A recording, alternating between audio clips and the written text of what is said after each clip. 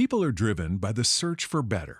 But when it comes to hiring, the best way to search for a candidate isn't to search at all. Don't search, match with Indeed. The hiring process can be slow and overwhelming. Simplify hiring with Indeed. Indeed is your matching and hiring platform. With over 350 million global monthly visitors according to Indeed data, and a matching engine that helps you find quality candidates fast. Ditch the busy work. Use Indeed for scheduling, screening, and messaging so you can connect with candidates faster. Join more than 3.5 million businesses worldwide that use Indeed to hire great talent fast. Listeners of this show will get a $75 sponsored job credit to get your jobs more visibility at Indeed.com/PODKATZ12. That's Indeed.com/PODKATZ12. Terms and conditions apply. You're listening to the Archaeology Podcast Network. You're listening to the Archaeology Show. TAS goes behind the headlines to bring you the real stories about archaeology and the history around us. Welcome to the podcast.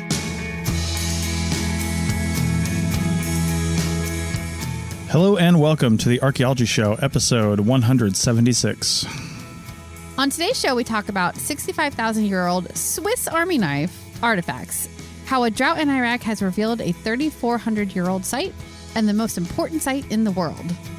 Let's dig a little deeper before the water comes back. That's a good one.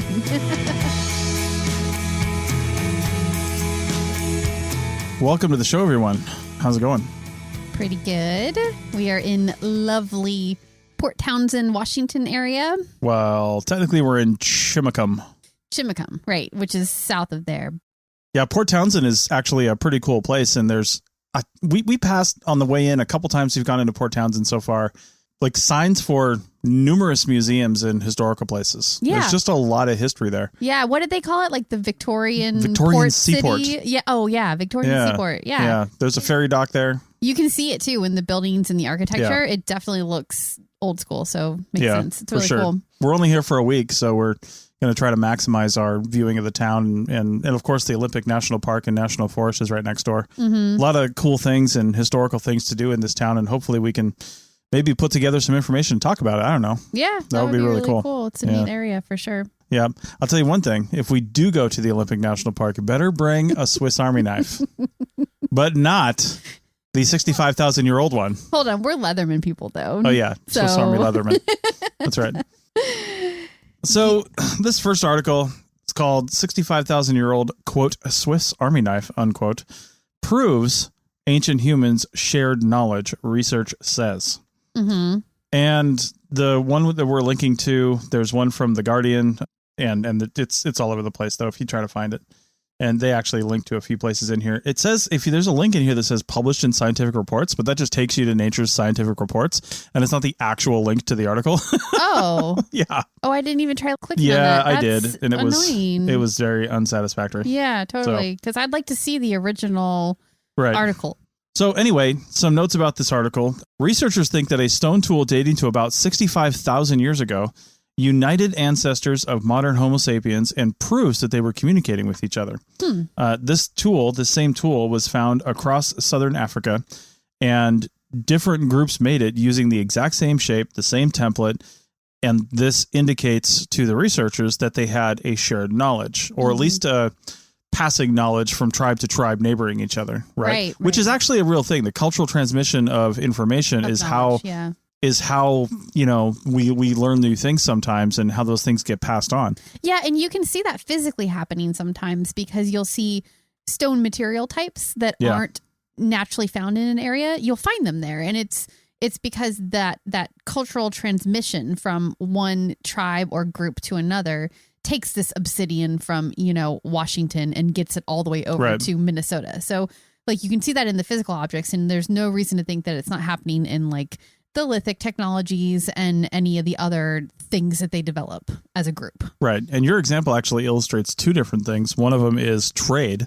Yeah. Because if you have source material one place and it shows up 10,000 miles away or 2,000 miles away. Right. Then that indicates that it was either passed on or like a dude walked 2,000 miles, which is unlikely. Unlikely, right? yeah. So it's probably traded for. Mm-hmm. But see, even that trading of a particular thing, if it's not like raw material, if it's already something that's made, it could indicate to people who have never seen this shape before, oh, what could this be? This is cool. Yeah. Never thought to do that before. Yeah, totally. If they're like, oh, whoa, I love the shape of that spear. Yeah. Let's trade for it. And then they take that back and all of a sudden they have an example that they can start developing their own version of that same shape. And it might not be exactly the same, but you have to use the same techniques to get close to the same shape. So, indeed. Yeah, that definitely happens. So this particular tool, which we'll talk about in a little bit here, was produced in literally massive quantities across southern Africa from about 60 to 65,000 years ago. Mm-hmm. So one thing that happened in that time frame from about 60 to 70,000 years ago was somewhat of a mass exodus from Africa, and the Homo sapiens that we're talking about here. Now, there were Neanderthals living in Europe already, right? But the Homo sapiens that we're talking about here, all modern Homo sapiens right now today are derived from the people that left Africa around this time. Right. These are our ancestors who are leaving Africa. They go out, they populate the rest of the continents that are all kind of interconnected there. And a little bit. They went to a certain few areas. There's some thought that some went into China first. And then a little more, Homo sapien evolution, and then kind of populated out. And there's, I don't think the exact migratory routes are exactly known. It's not like this obvious dispersal. But anyway, we all can trace our ancestry back to this group that is leaving Africa, though, in some way or another. But the point with this is that the fact that these people in southern Africa seem relatively well interconnected based on this stone tool evidence makes, to the researchers anyway, this mass exodus a little bit of an interesting thing. Like why would they? Yeah, why now? Why in conjunction with this knowledge of each other? Why would everybody just decide to bail? Like, where are they going? What's happening? What's going on? Although you could think that having this interconnectedness between peoples might help them have the resources and the, I don't know, gumption maybe to leave because they're bolstered by all this additional knowledge that they're getting by sharing between each other, maybe. Well, yeah. And I think that what they're thinking here is that the fact that they had this tool, basically, it wasn't the only thing that they had, but the fact that they all had this tool apparently made it so they could do a versatile number of things. And they might have thought, like you said, the gumption, they might have just been encouraged by for exploration, and the fact that, hey, you know what, we've got this thing here, and they would have thought that, but they would have thought we have the ability and the tools, so to speak, to basically go anywhere we want, and maybe let's start branching out.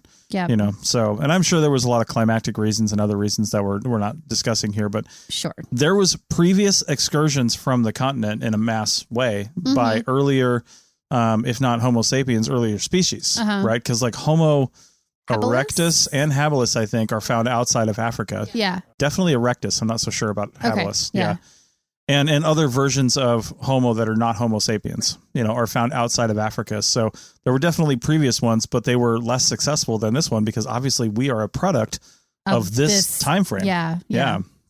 So this tool, known as the stone Swiss Army knife, as we said in the beginning, was used for many things, including cutting, drilling, skinning, lots of different things. Kind of a catch-all tool. It could do all those different things. Yeah. In southern Africa, they were, and I'm not saying South Africa on purpose because that's like a country. Yeah. But the southern part Africa, of the continent. Yeah. They were also used as barbs in hunting technology. So you'd actually like place these into the edges of like a spear, or I don't think they had arrows back then, but like a spear tip. Oh, okay. And then they'd be more barbs versus just a tip. Okay. So, interesting. Yeah, really powerful for getting through large game.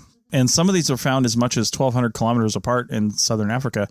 And there was part of the study in the paper said that, or at least in the article, said that you can walk about 100 kilometers in a week, I think it said, or something like that. Oh, and yeah. So and like, they're talking about this being like at least 5 days walk between some of these places, if not more. Yeah. So it's so that's 1,200 kilometers is a long ways. Like it's a real commitment. Yeah. To pass this from group to group. But then the article goes on to say that the tool was made independently near the same time frame by many groups of people across the world, including Australia. Yeah. This is where like the whole thing, like it's a great narrative, but it does kind of break down for me. Yeah. And this tool, what we would call this if we were to find one today, and we have found lots of stuff like this in like Nevada's Great Basin, California, where we've done a lot of work. Yep. It's basically an edge modified flake. Yeah. It could be considered, it could be considered a biface. If it's biface, just means that it's been worked on both sides, but it doesn't have to be. And in fact, a lot of the pictures they showed no modification on one side. It's basically a really nice flake that's kind of a crescent shape. So if you were to thinking about holding it in your hand or holding it in your first three fingers, your thumb and your first two fingers, you could really like poke with this thing. You could attach it to a stick and drill with one of the sharp ends. You could, again, slide it into the side of a shaft for a barb. You could use it as a point if you wanted to. Yeah. I feel like we've seen this so many times because you always come across these artifacts where you're like, which category exactly does this fall into? It kind of looks like it's modified on this one edge here, but this over here looks like it could have been used as a scraper. And you kind of have like the striking platform is almost coming to a point. So maybe that was used as a drill. So like you have all these different things going on in the same artifact, and you're like, what do we call it again? Right. So, well, and here's why an edge modified flake is not like a revolutionary tool. I mean, yeah, it can be used for lots of different things, but honestly, if you're just banging rocks together and eventually one comes off, because this is not an uncommon shape to make when you're actually flint knapping. A lot of things when you're flint knapping something round or oval shaped, like this is a common thing to come off.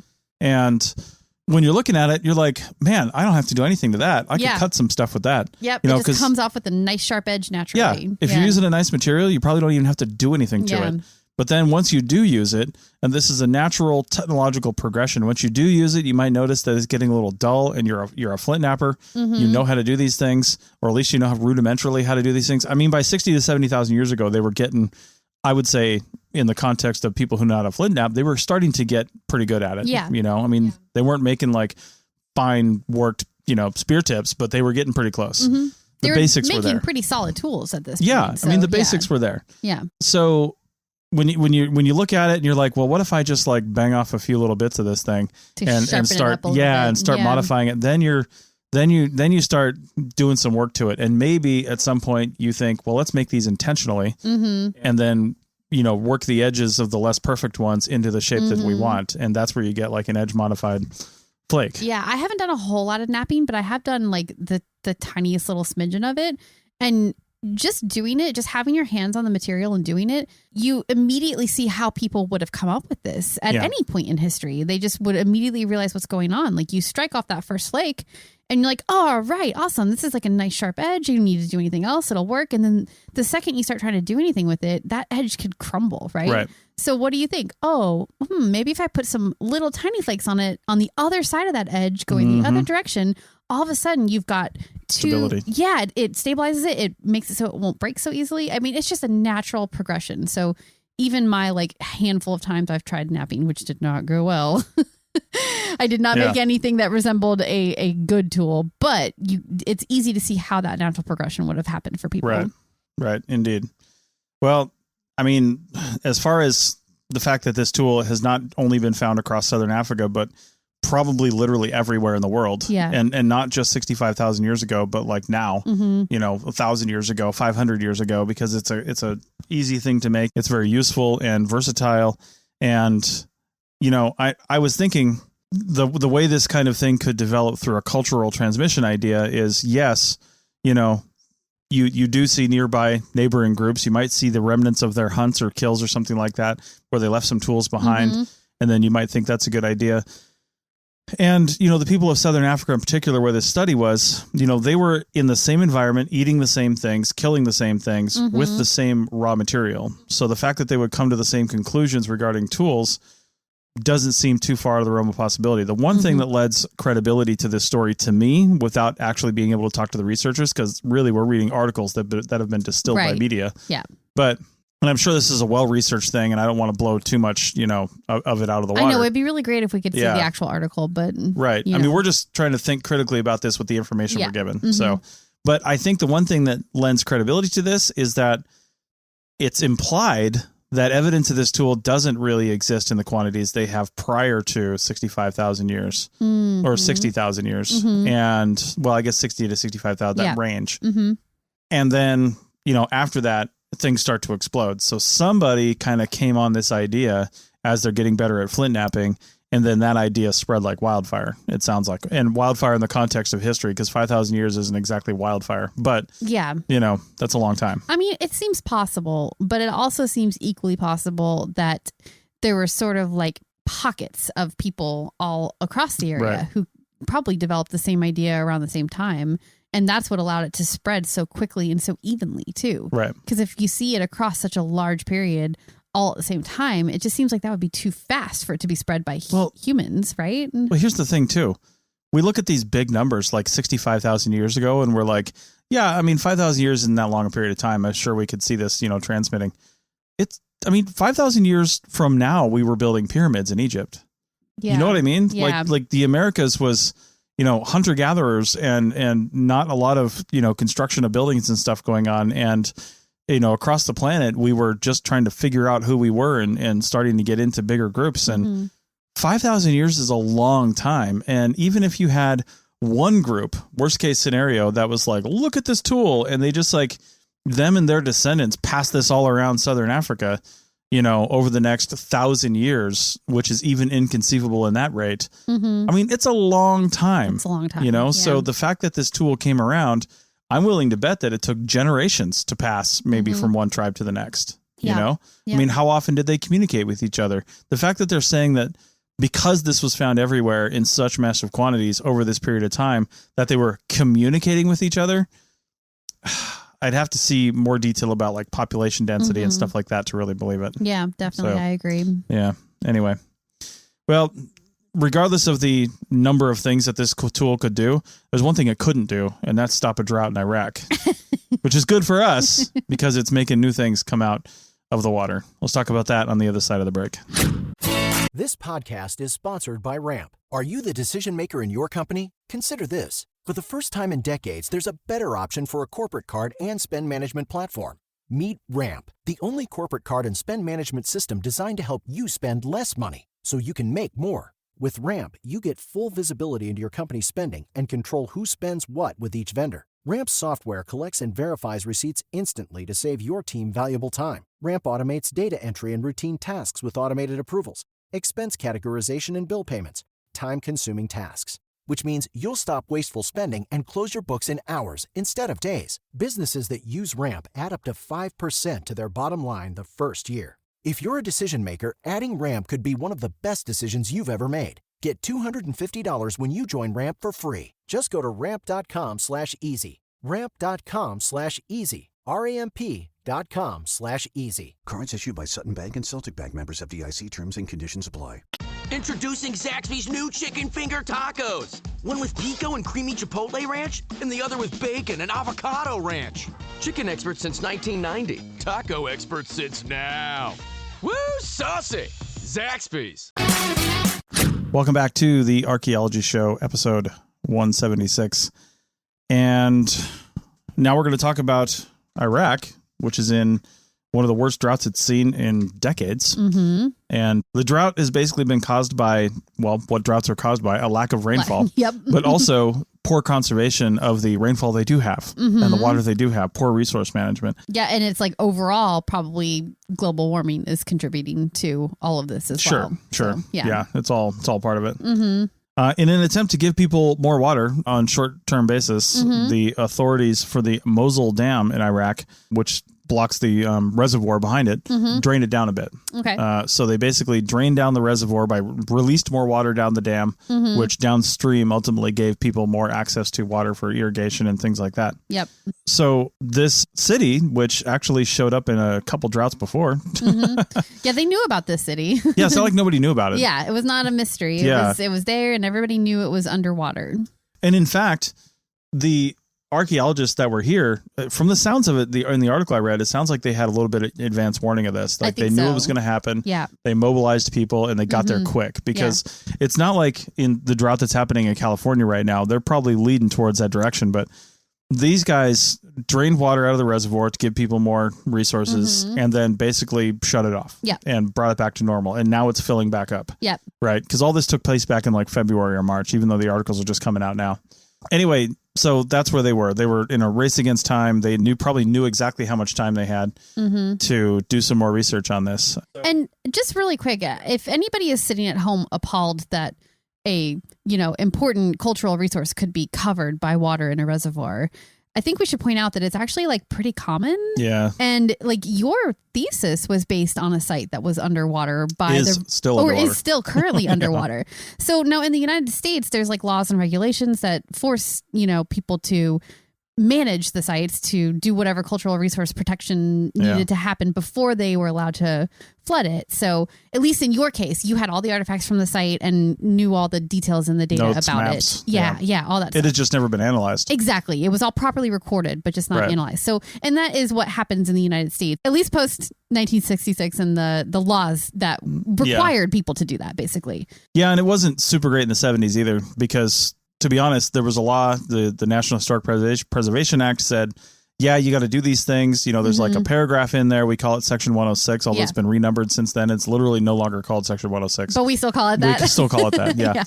It was mostly universities in the 70s that were taking care of this. And then a lot of people that got their PhDs in archaeology in the 70s started seeing the opportunities and started creating what we call cultural resource management firms. And most of your firms around today, your pure archaeology houses, or the ones that have been bought up by larger engineering and construction firms, were founded by people who got their PhD in the late 70s, early 80s. Yeah. They saw the opportunity. Right. It's an industry that was built around this law, basically. Yeah. So that's how that came about. But yeah, it wasn't uncommon for a reservoir to cover.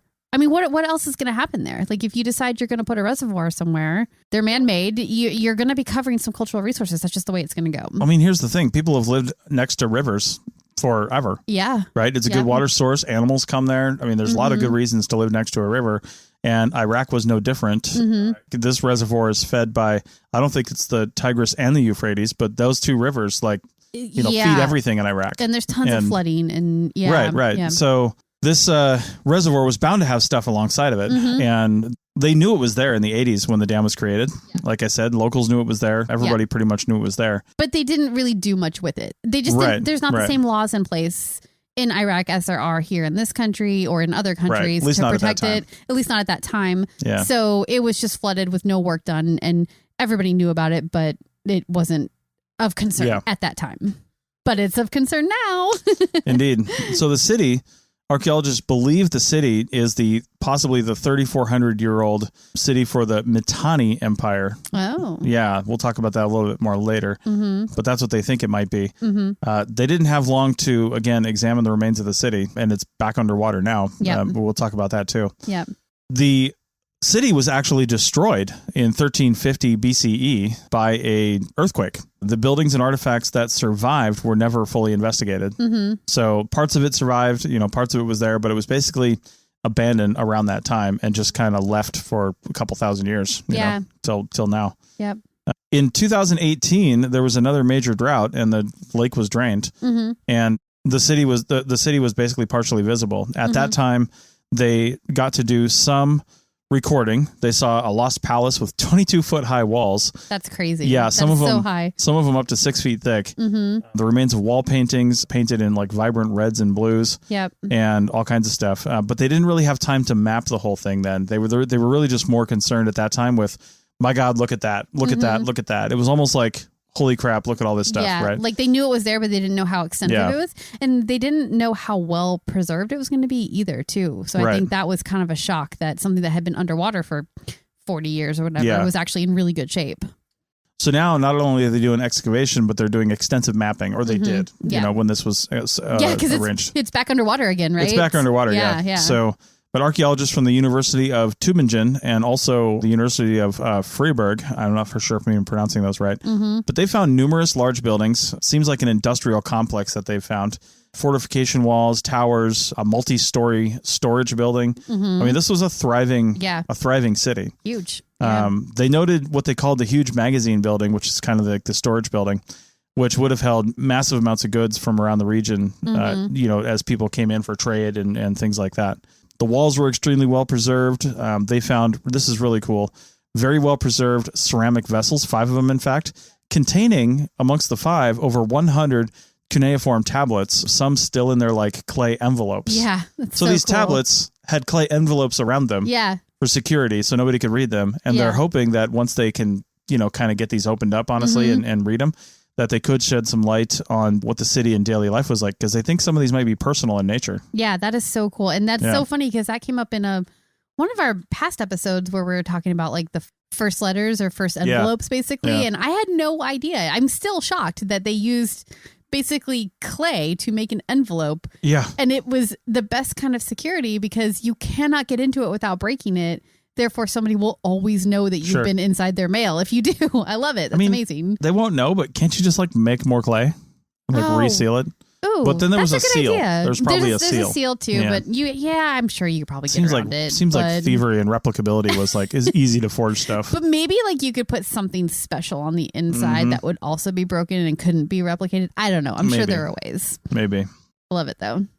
So we mentioned this being a city of the Mitanni Empire, possibly, and they think more specifically it could be the ancient city of Zakhiku, which was a major hub that lasted from about 1500 to 1350 BCE. So it kind of fits with what they found, and it fits with the abandonment of the city. Yeah. So well, I imagine those enveloped cuneiform letters or tablets might help with this question if they can get them open and see what they say on the inside.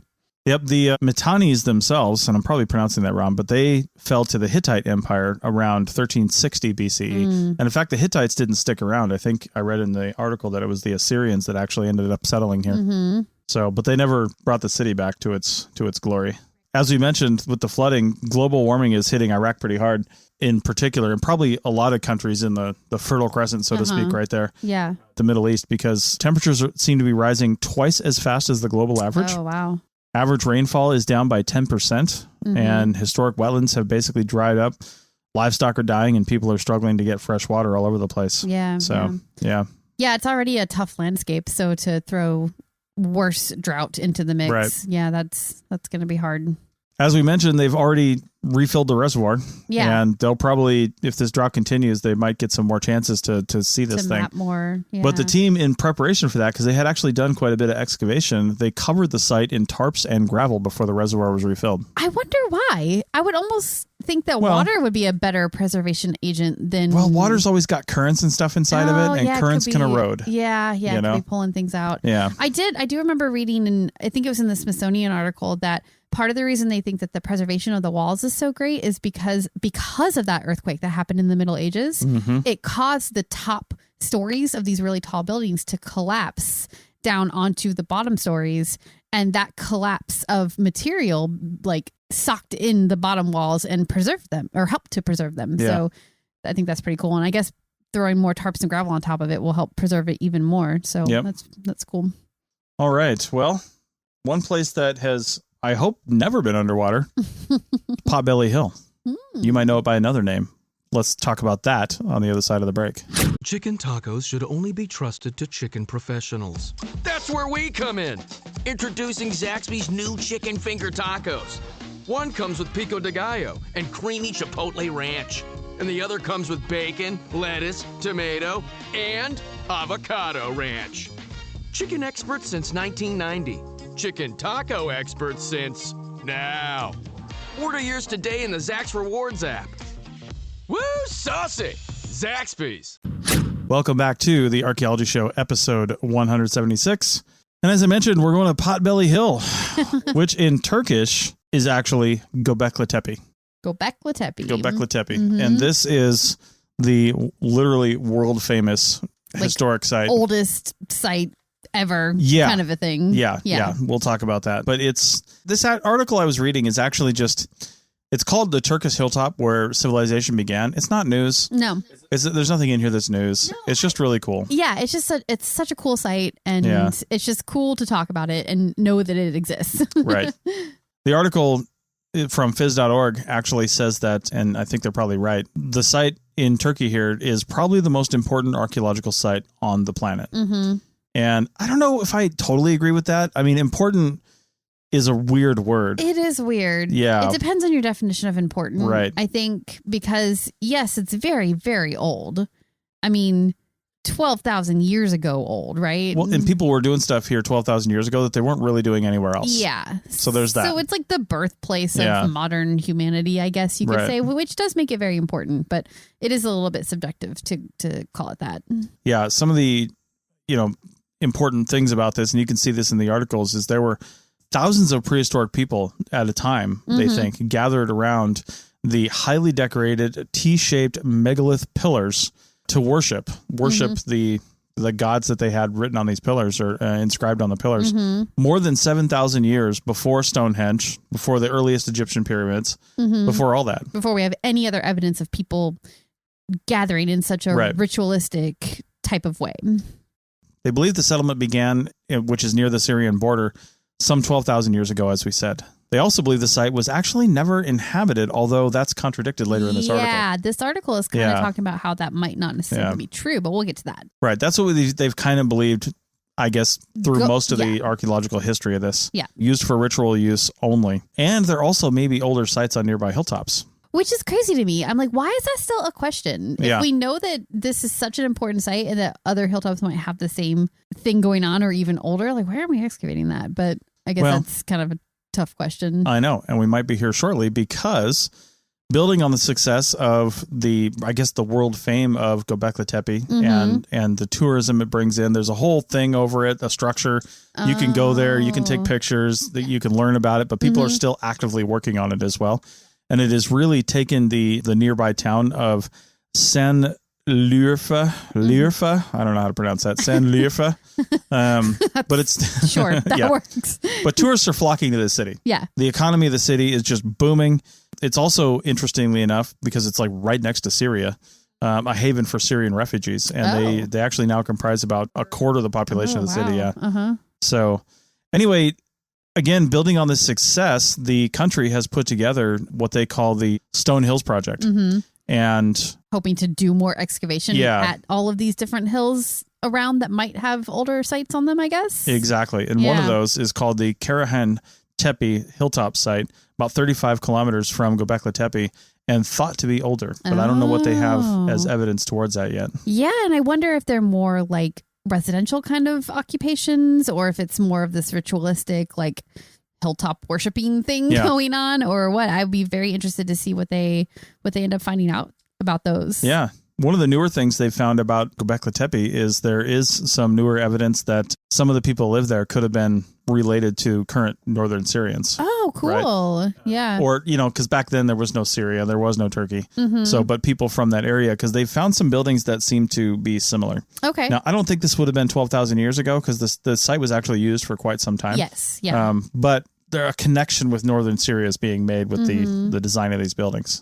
That is interesting because that is the kind of thing that would be like we were talking about in segment one with the transfer of information between people and kind of being skeptical of it a little bit. But with the building structure and shape and all that, it can be pretty stylized and pretty typical of an area. So as we learned, they must have known each other. And I'm surprised the title of the article wasn't World's First Internet Created in Gobekli Tepe.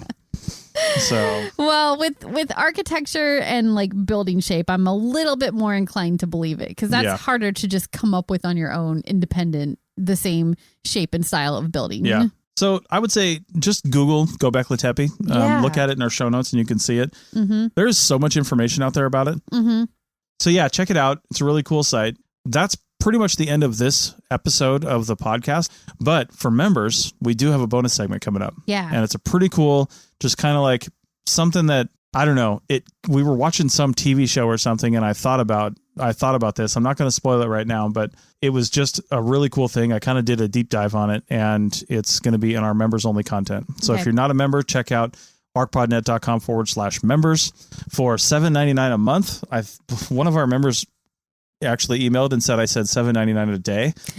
That you know, did? I missed that. If we were getting $7.99 a day from all our members, even our current members, I wouldn't be doing anything else. So we could just be generating content all day long. Basically, every day. Yeah, it'd be all podcasting all the time. That would be way too much. Yeah, but it's not. It's $7.99 a month, and that actually you get a 25% discount if you get an annual membership. And again, you don't, to be honest, you don't get a whole lot. You get some communication channels to us. You get this bonus content. You really get what helps us out is supporting us in our efforts to do podcasting. To make more content.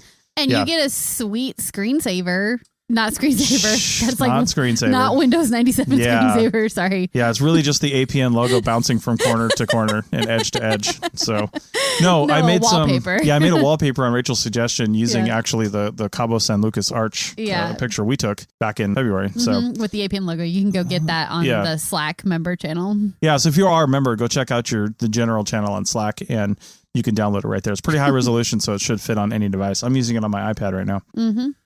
So yeah, check that out. Again, thanks to all our members who do support us. And for those of you that choose not to be members, that's fine. That's most of you. Just share this with somebody. Yeah, just tell your people. Anybody who's a history nerd and likes to know about old stuff. Whatever podcast app you're listening to this on right now, or especially if you're on the web or something, but chances are you're on a podcast app, look for the share icon and send that out to 3 people via text message right now. And see if they like it. We challenge you. That's right. And if you happen to be an Australian safety professional listening to this, I'm not speaking about anybody in particular, we appreciate you as well. Tell all your Australian buddies. Wow. All right. Thanks, everybody, for listening, and we'll see you next week. Bye.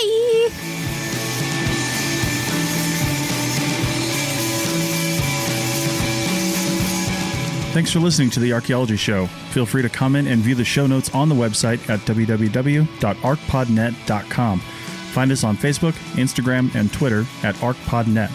Music for this show is called I Wish You Would Look from the band Sea Hero. Again, thanks for listening and have an awesome day.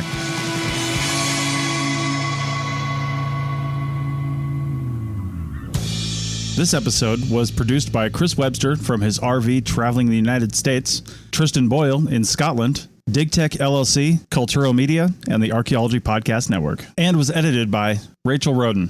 This has been a presentation of the Archaeology Podcast Network. Visit us on the web for show notes and other podcasts at www.archpodnet.com. Contact us at chris@archaeologypodcastnetwork.com.